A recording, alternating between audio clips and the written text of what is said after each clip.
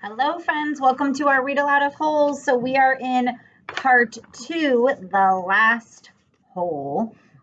And yesterday, the Stanley was out on the lake digging and thought there was a storm possibly coming. But in the shadows of the lightning, he kept seeing this image that looked like a thumb, like a fist with a thumb sticking up. And he referred back to his great grandfather who had been robbed by Kissing Kate Barlow and had said that he survived by God's thumb. So we'll have to see how that plays out. Let's move on to chapter 30. The next day was Zigzag's birthday, or so he said. Zigzag lay in his cot as everyone headed outside. I get to sleep in because it's my birthday. Then, a little while later, he cut into the breakfast line just in front of Squid. Squid told him to go to the end of the line. Hey, it's my birthday, Zigzag said, staying where he was.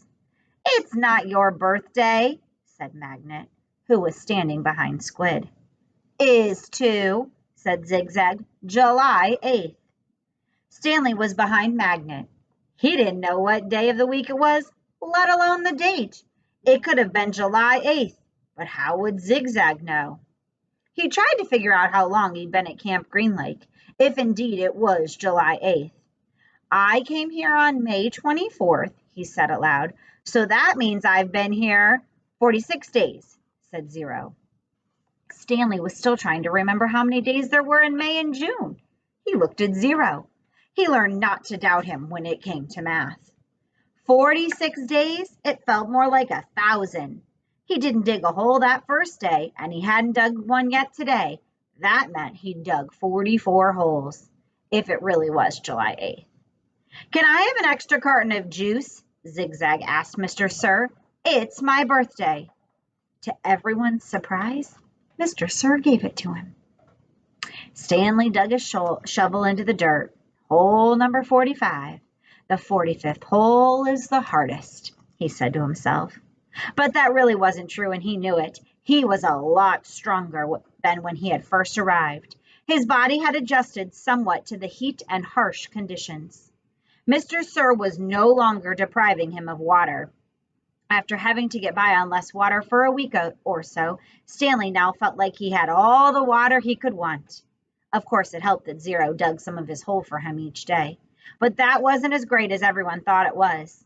He always felt awkward while Zero was digging his hole, unsure of what to do with himself. Usually he stood around a while before sitting off by himself on the hard ground with the sun beating down on him. It was better than digging, but not a lot better. When the sun came up a couple hours later, Stanley looked for the thumb of God. The mountains were little more than dark shadows on the horizon. He thought that he could make out a spot where the top of one mountain seemed to jut upward, but it didn't seem very impressive. A very short time later, the mountains were no longer visible, hidden behind the glare of the sun reflecting off the dirty air. It was possible, he realized, that he was somewhere near where Kate Barlow had robbed his great-grandfather. If that really was her lipstick tube he found, then she must have lived somewhere around here. Zero took his turn before the lunch break. Stanley climbed out of his hole and Zero climbed down into it. Hey, caveman, said Zigzag, you should get a whip. Then if your slave doesn't dig fast enough, you can crack it across his back. He's not my slave, said Stanley.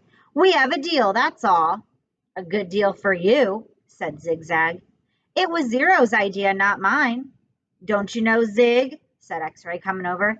Caveman's doing Zero a big favor. Zero likes to dig holes. He sure is a nice guy to let Zero dig his hole for him, said Squid. Well, what about me? Asked Armpit. I like to dig holes too. Can I dig for you, caveman, after Zero's finished? The other boys laughed. No, I want to, said Zigzag. It's my birthday. Stanley tried best to ignore them. Zigzag kept at it. Come on, caveman, be a pal. Let me dig your hole. Stanley smiled as if it were all a big joke. When Mr. Pendanski arrived with water and lunch, Zigzag offered Stanley his place in line. Since you are much better than me. Stanley remained where he was. I didn't say I was You're insulting him, Zig, said X-Ray. Why should Caveman take your place when he deserves to be at the very front? He's better than all of us, aren't you, Caveman? No, said Stanley. Sure you are, said X-Ray. Now come on to the front of the line where you belong. That's okay, said Stanley. No, it's not. Get on up here, said X-Ray. Stanley hesitated, then moved to the front of the line. Well, this is a first, Mr. Pandansky said, coming around the side of the truck. He filled Stanley's canteen and handed him a sack lunch. Stanley was glad to get away. He sat down between his hole and Zero's. He was glad that he'd been digging his own hole for the rest of the day. Maybe the other boys would leave him alone. Maybe he shouldn't let Zero dig his hole for him anymore, but he needed to save his energy to be a good teacher. He bit into his sandwich, which contained some kind of meat and cheese mixture that came in a can. Just about everything at Green Lake came in a can. The supply truck came once a month. He glanced up to see Zigzag and Squid walking toward him. I'll give you my cookie if you let me dig your hole, said Zigzag. Squid laughed. Here, take my cookie, said Zigzag, holding it out for him.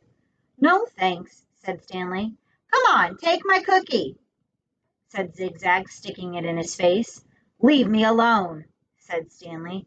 Please eat my cookie, said Zigzag, holding it under Stanley's nose. Squid laughed. Stanley pushed it away. Zigzag pushed him back. Don't push me. I didn't. Stanley got to his feet. He looked around. Mr. Pandansky was filling Zero's canteen. Zigzag pushed him again. I said, don't push me. Stanley took a step backward, carefully avoiding Zero's hole. Zigzag kept after him. He shoved Stanley and said, quit pushing. Lay off, said Armpit as he, Magnet, and X-Ray joined them. Why should he? Snapped X-Ray. Caveman's bigger. He can take care of himself. I don't want any trouble, Stanley said. Zigzag pushed him hard. Eat my cookie, he said. Stanley was glad to see Mr. Pandansky coming toward him, along with Zero. Hi, Mom, said Armpit. We're just fooling around. I saw what's going on, Mr. Pandansky said. He turned to Stanley. Go ahead, Stanley, he said. Hit him back. You're bigger. Stanley just stared at Mr. Pandansky in astonishment. Teach the bully a lesson, said Mr. Pandansky. Zigzag hit Stanley on the shoulder with his open hand. Teach me a lesson. Come on, he challenged. Stanley felt a feeble attempt to punch Zigzag. Then he felt a flurry of fists against his head and neck. Zigzag had hold of his collar with one hand, was hitting him with the other. The collar ripped and Stanley fell backward onto the dirt. That's enough, Mr. Pandansky yelled. It wasn't enough for Zigzag. He jumped on top of Stanley. Stop, shouted Mr. Pandansky. The side of Stanley's face was pressed flat against the dirt. He tried to protect himself, but Zigzag's fist slammed off his arms and pounded his face into the ground. All he could do was wait for it to be over. Then suddenly Zigzag was off him. Stanley managed to look up and he saw that Zero had his arm around Zigzag's long neck. Zigzag made a gagging sound as he desperately tried to pry Zero's arm off him. You're going to kill him, shouted Mr. Pandansky. Zero just kept on squeezing. Armpit charged into them, freeing Zigzag and Zero's chokehold. The three boys fell to the ground in different directions. Mr. Pandansky fired his pistol into the air. The other counselors came running from the office. The tents are out on the lake. They had their guns drawn, but holstered them when they saw that the trouble was now over. The warden walked over from her cabin. There was a riot, Mr. Pandansky told her. Zero almost strangled Ricky. The warden looked at Zigzag, who was still stretching and massaging his neck. Then she turned her attention to Stanley, who was obviously in the worst condition. And what happened to you? Nothing. It was a riot. Ziggy was beating up the caveman, said Armpit. Then Zero started choking Zigzag, and I had to pull Zero off Zigzag, and it was all over before Mom fired his gun. They all just got a little hot, that's all, said X-Ray. You know how it is. In the sun all day, people get hot, right? But everything's cool now. I see, said the warden. She turned to Zigzag. What's the matter? Didn't you get a puppy for your birthday? Zigzag's just a little hot, said X-Ray. Out in the sun all day. You know how it is. His blood starts to boil. Is that what happened, Zigzag? Asked the warden. Yeah, said Zigzag. Like X-Ray said, Working so hard in the hot sun while caveman just sits around doing nothing, my blood boiled. Excuse me, said the warden. Caveman digs his holes just like everyone else. Zigzag shrugged. Sometimes. Excuse me?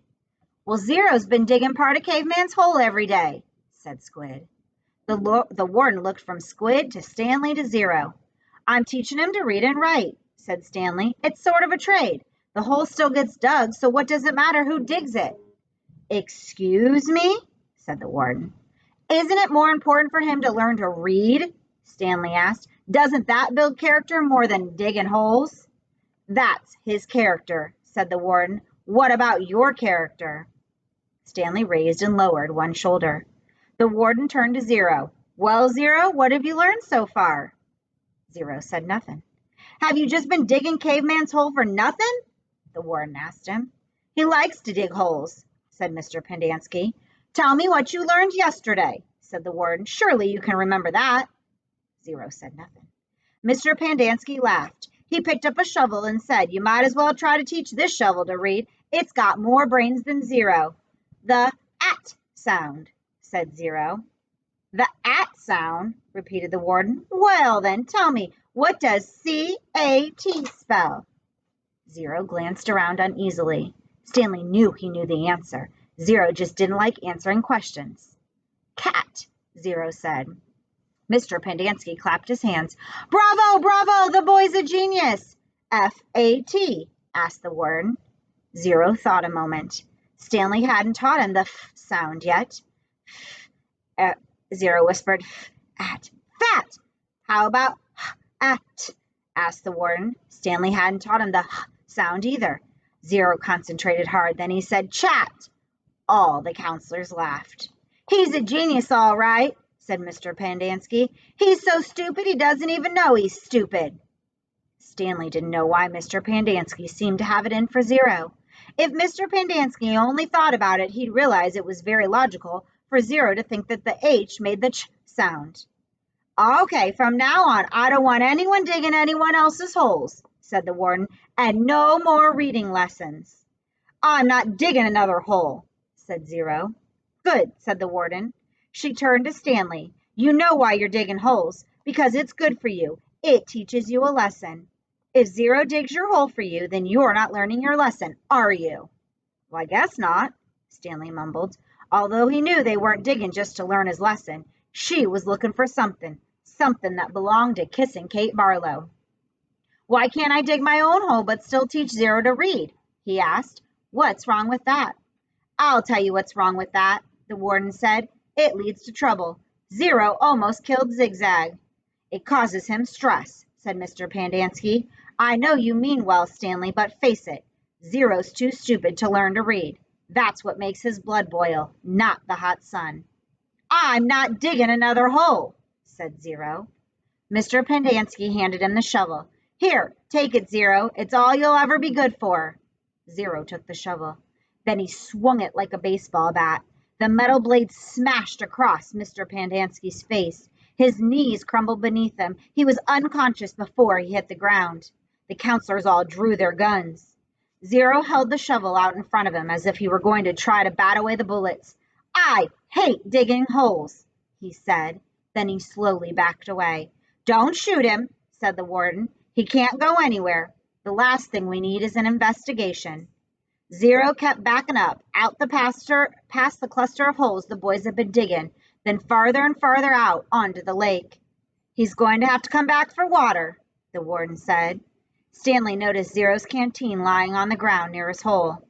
A couple of the counselors helped Mr. Pendanski to his feet into the truck.